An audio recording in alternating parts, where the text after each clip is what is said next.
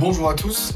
Aujourd'hui, on va attaquer du coup sur la partie de la série comment j'ai pu emprunter 700 000 euros à une banque qui ne voulait pas du tout me prêter d'argent jusqu'alors. Pourquoi? Parce qu'en fin de compte, je n'ai plus de capacité d'endettement car je suis trop endetté. C'est volontaire, mais pour autant, j'avais envie de continuer dans un projet. Ce projet s'appelait La Sphère. Donc c'est un peu le but de cette vidéo, c'est de vous expliquer que ce projet, il faut savoir le présenter, il faut savoir le vendre et il faut mettre en confiance la banque. Pour ça, une des premières parties qui est nécessaire, c'est de faire un business plan. Alors un business plan, c'est quoi? C'est une présentation sérieuse qui va mettre en évidence le fait que vous avez bien réfléchi votre projet, que vous savez le présenter, quasiment comme un pitch deck pour des start-upers, à vendre auprès de votre banque, comme eux ils le font auprès d'investisseurs. Donc la première partie la plus importante, ça va être le projet en lui-même, démontrer en fin de compte l'intérêt, le bon choix, l'emplacement, également les rendements potentiels avec le budget, le financement, les différents intervenants, pour mettre également en confiance sur les garanties potentielles. Du coup, je vous propose de mettre en évidence mon business plan. Ce business plan, en fin de compte, je l'avais fait moi en PowerPoint. Le voici. Je vais le mettre à disposition. Ceux qui souhaiteront éventuellement l'utiliser pourront le copier-coller et l'utiliser également pour leur propre projet. Bien évidemment, il peut être perfectible. Il doit être adapté à votre situation. L'idée, en tout cas, c'est que lorsque je suis allé voir ma banque, je suis allé avec ce document-là, avec un sommaire et en expliquant mon projet.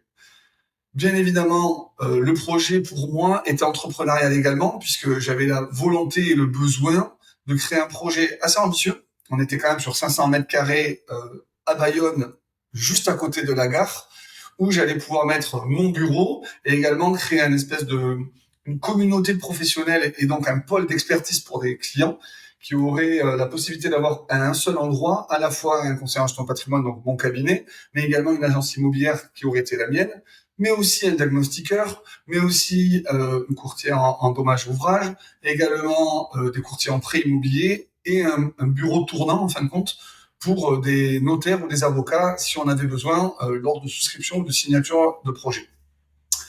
Donc c'était quand même un projet assez ambitieux et je le faisais seul.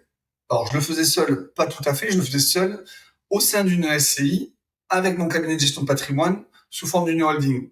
J'y reviendrai sur une autre vidéo. L'idée vraiment là, c'est d'appuyer sur le business plan. Donc le business plan montrait mon positionnement, à la fois en fin de compte différenciant, exclusif, avec des prix vraiment très compétitifs par rapport à ce qui se fait sur le marché.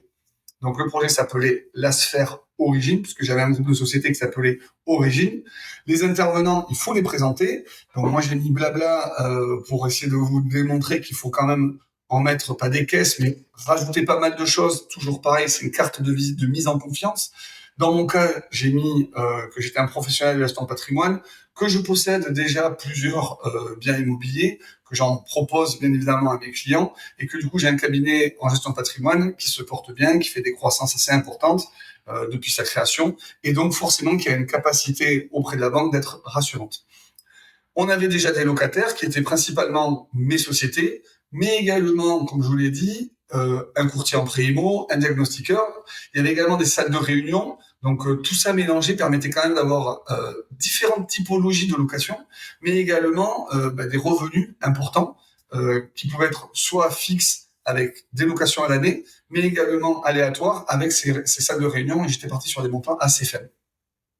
L'emplacement, bien sûr, on parle d'immobilier, l'emplacement. Donc j'étais ici, vous avez le centre de Bayonne avec la mairie. Ici, vous avez la gare et le projet était juste ici. Donc forcément, l'emplacement était génial. On était sur 500 mètres carrés avec des étages. Il y avait des contraintes sur ce projet, entre autres à l'entrée, qui étaient complètement cloisonnées. Pas de fenêtres, pas de possibilité d'avoir des fenêtres. Là, dans l'idée, je faisais une galerie d'art à l'entrée qui faisait du coup un effet un peu waouh dès qu'on pouvait rentrer dans ce projet. Pour autant, il n'a pas pu avoir lieu, comme je vous l'ai dit, puisqu'il a été préempté et donc avorté. J'avais fait donc ces plans avec des professionnels. On avait fait des plans 3D pour justement permettre à la banque de se projeter, de voir que c'est un projet ambitieux mais sérieux.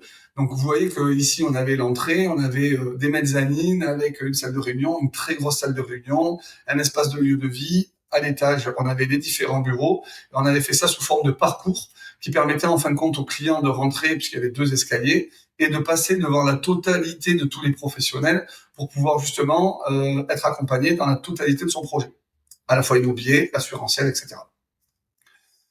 La deuxième partie, évidemment, c'était d'expliquer le marché. Donc, évidemment, j'ai mis les valeurs que j'estimais de mise en location des salles de réunion, mais également des locations à l'année pour la communauté de professionnels. Et bien sûr, j'ai fait un backtesting et j'ai regardé ce que faisait la concurrence.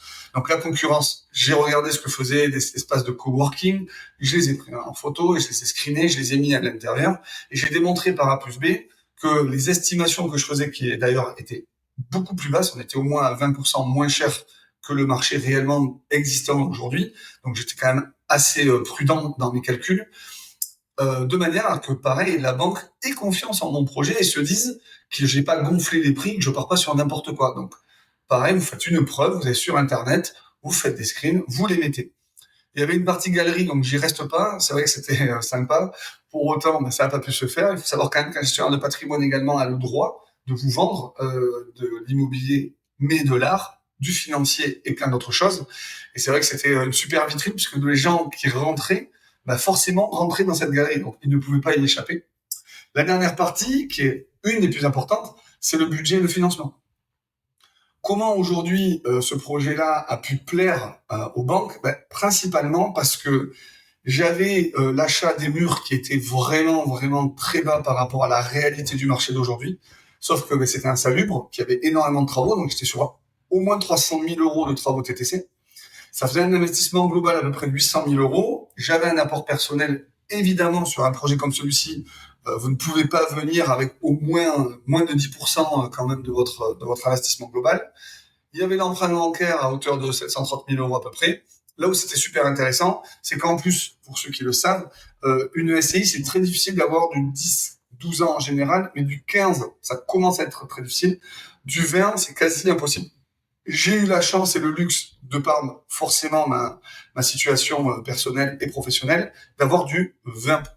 Donc du 20 ans, forcément, ça a écrasé fortement la mensualité que j'avais sur mon crédit et j'ai réussi à faire ce montage-là en étant vraiment pessimiste et en prenant toutes les charges, à peu près en autofinancement. Bien évidemment, c'est pas suffisant ce que je suis en train de vous présenter. Je pourrais vous le présenter dans une autre vidéo. Il faut un prévisionnel validé par une expert comptable. On pourra en discuter éventuellement lors d'une prochaine vidéo. Ce qu'il faut savoir également, que j'avais mis dans la présentation, c'est le fait qu'on a en plus des locataires qui vont ramener donc des loyers relativement importants, comme je vous l'ai dit, sur des chiffres relativement prudents. Et la cerise sur le gâteau, c'est que vu que j'achetais vraiment pas cher, d'où d'ailleurs la préemption de la mairie, vu que j'achetais vraiment pas cher, j'ai eu une situation où, malgré des travaux et malgré en fin de compte un achat, la mairie ne prenait quasiment aucun risque puisque j'avais une revalorisation instantanée après les travaux. J'ai investi 800 000 euros.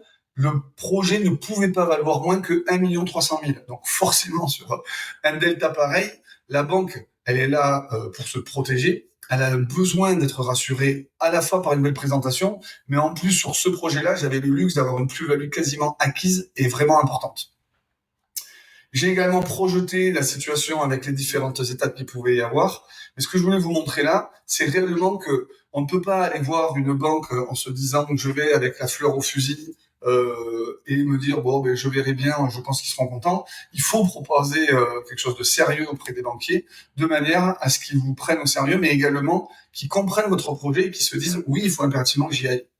J'espère que cette vidéo vous a plu. Vous comprenez bien que, évidemment, j'ai pu avoir cet emprunt-là avec plein de critères, à la fois ce business plan qui est relativement vendeur, mais également par le montage juridique que j'ai fait, que je vous présenterai, plus d'autres choses.